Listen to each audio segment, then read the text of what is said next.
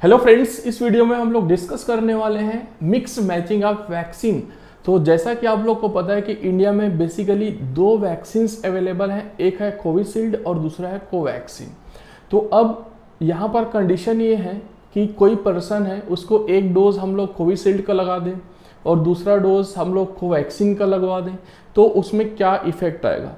तो इसकी study as such तो हुई नहीं थी, बट ये बाई चांस हो गया। हुआ ये कि एक उत्तर प्रदेश में ईस्टर्न यूपी में एक गांव है औड़ई कला, जो सिद्धार्थ नगर के अंडर में आता है। तो वहाँ पर लगभग 20 लोगों को इंजेक्ट कर दिया गया। जो फर्स्ट डोज है वो कोविशील्ड का, और अनइंटेंशनली या फिर अनजाने में कहें कि सेकंड डोज उनको कोविशील्ड का ही लगना था, बट बाई चांस वो कोवैक्सीन लग गया। तो अब यहाँ पर ये हुआ कि ये वैक्सीन का मिक्सिंग हो गया, जिसको साइंटिफिक वर्ड में बोलते हैं हेट्रोजेनस इम्यूनाइजेशन। तो इंडिया में अभी क्या हो रहा था, होमोजेनस इम्यूनाइजेशन हो रहा था। मीन्स जो कोवैक्सीन लिया है फर्स्ट डोज, सेकंड डोज भी कोवैक्सीन का ले रहा था। जो कोविशील्ड लिया है फर्स्ट डोज, वो सेकंड डोज भी कोविशील्ड का ही ले रहा था। बट ये बाई चांस या फिर अनइंटेंशनली हुआ।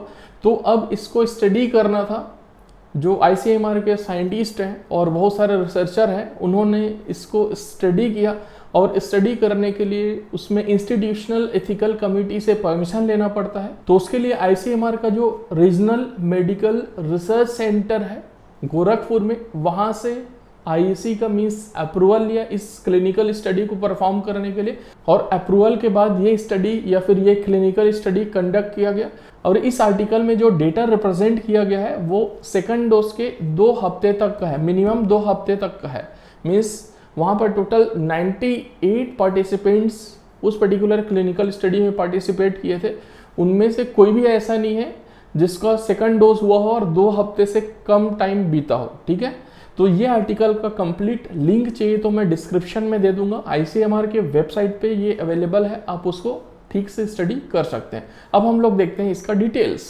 तो यहाँ पर डिटेल्स में जाने से पहले एक चीज़ मैं आप लोग को और क्लियर कर देना चाहता हूँ कि यहाँ पर 2 वैक्सीन इन्वॉल्व थे। एक तो कोविशील्ड जो वायरल वेक्टर वैक्सीन था, दूसरा कोवैक्सीन जो इनएक्टिवेटेड वैक्सीन था।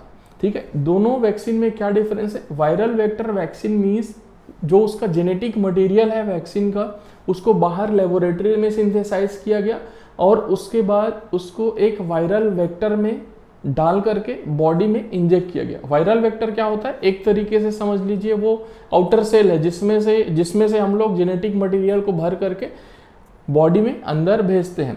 वैक्सीन का डिटेल्ड वीडियो चाहिए, क्या होता है कोविड-19 वैक्सीन, कौन सा वैक्सीन कैसे काम करता है, तो उसका एक डेडिकेटेड वीडियो ऑलरेडी मैंने बनाया हुआ है, लिंक उसका भी आपको डिस्क्रिप्शन में मिल जाएगा। तो ये तो हो गया कोविशील्ड के बाद जो वायरल वेक्टर वैक्सीन था। अब दूसरा होता है कोवैक्सीन।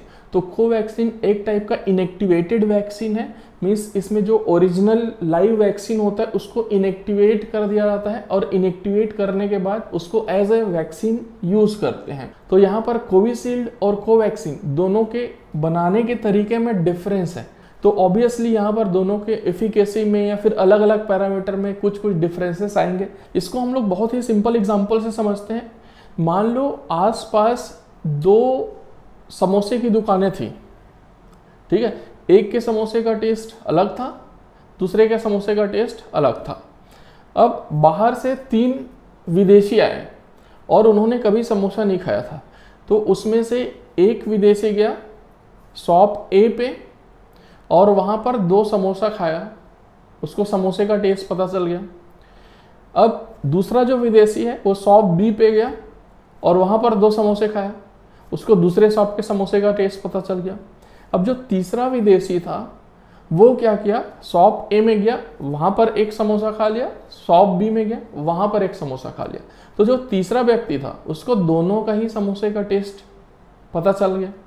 ठीक है, तो सेम चीज़ है। आइदर अभी जो रूल में है, आइदर आप कोविशील्ड लगाओ या फिर कोवैक्सीन लगाओ। तो यहाँ पर जो 20 लोगों के साथ अनजाने में सेकंड डोज दूसरा लग गया, वो तीसरा कंडीशन वाला था। मीन्स एक कोविशील्ड लग गया, एक कोवैक्सीन लग गया।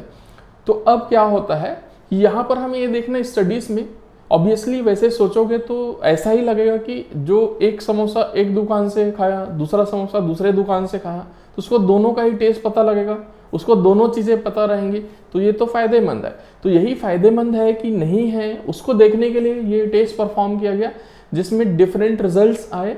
वो रिजल्ट्स क्या क्या है हम लोग देखते हैं। तो यहाँ पर जैसा कि आप अपने स्क्रीन में देख पा रहे हैं, फर्स्ट कॉलम में हमने पैरामीटर लिया है, सेकंड कॉलम में हमने कोविशील्ड लिया है जिसमें फर्स्ट डोज भी कोविशील्ड है, सेकंड डोज भी सेम कोविशील्ड है। और यहाँ पर जो सेकंड कैटेगरी है उसमें हमारा कोवैक्सीन प्लस कोवैक्सीन, फर्स्ट और सेकंड डोज दोनों ही कोवैक्सीन। और थर्ड कैटेगरी है कोविशील्ड प्लस कोवैक्सीन, जो हमारा इस पर्टिकुलर वीडियो या फिर स्टडी का पर्पस है। इसमें फर्स्ट पैरामीटर था नंबर ऑफ पार्टिसिपेंट्स, मीन्स कितने लोग उस पर्टिकुलर स्टडी में पार्टिसिपेट किए थे, क्लिनिकल ट्रायल में पार्टिसिपेट किए थे। तो जो कोविशील्ड प्लस कोविशील्ड वाला ग्रुप था उसमें 40 पार्टिसिपेंट्स थे जिसमें 22 मेल और 18 फीमेल थे। सेकंड वाले में अगेन 40 पार्टिसिपेंट्स थे जिसमें 17 मेल और 23 फीमेल थे।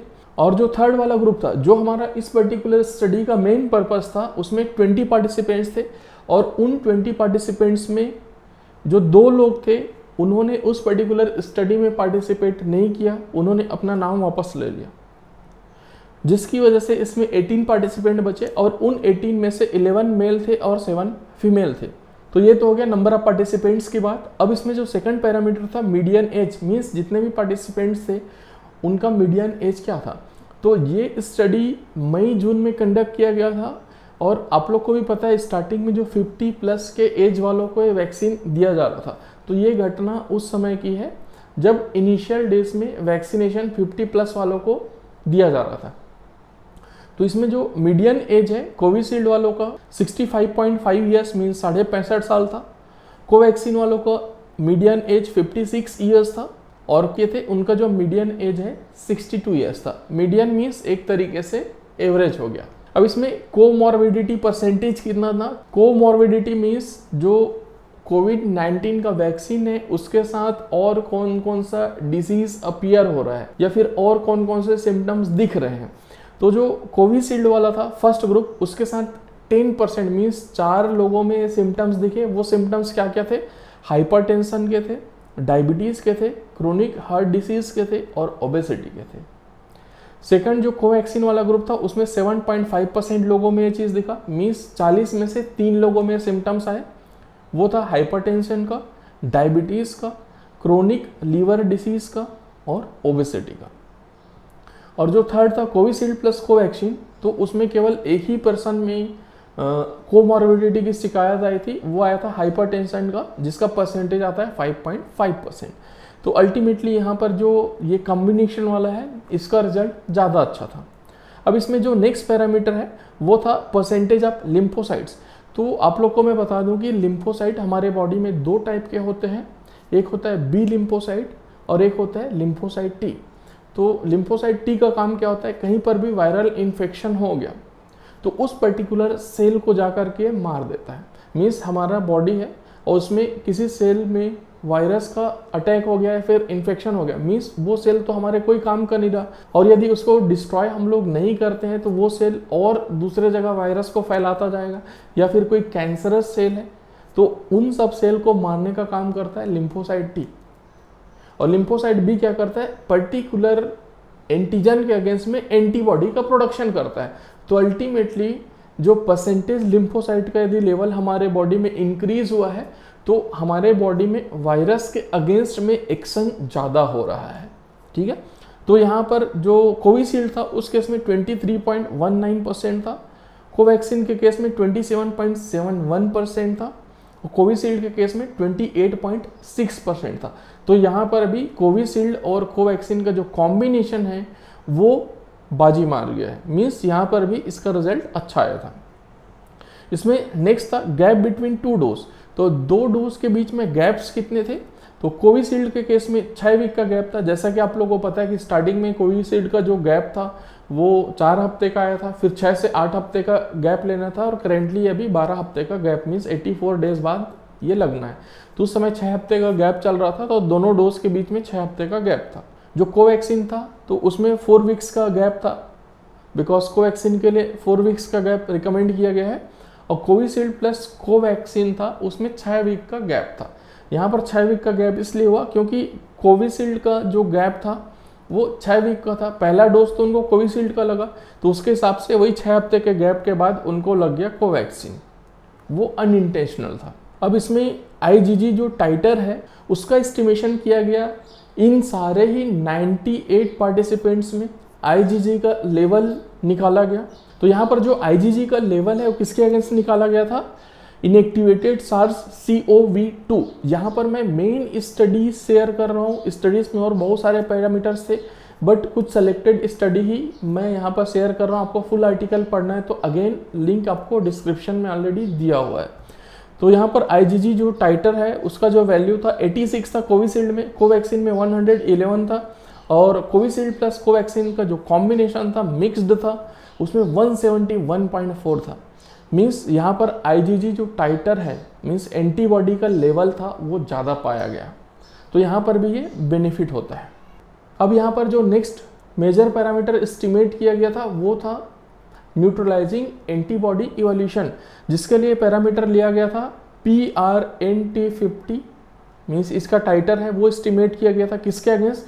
डेल्टा स्ट्रेन के अगेंस्ट। वैसे तो जो चारों स्ट्रेन है अल्फा बीटा सब इनके अगेंस्ट भी किया गया था, बट यहाँ पर जो रिजल्ट है मैंने डेल्टा स्ट्रेन का ही लिया है, बिकॉज जो सेकंड वेव है इंडिया में वो मेनली डेल्टा स्ट्रेन के कारण हुआ था, जो म्यूटेटेड स्ट्रेन है।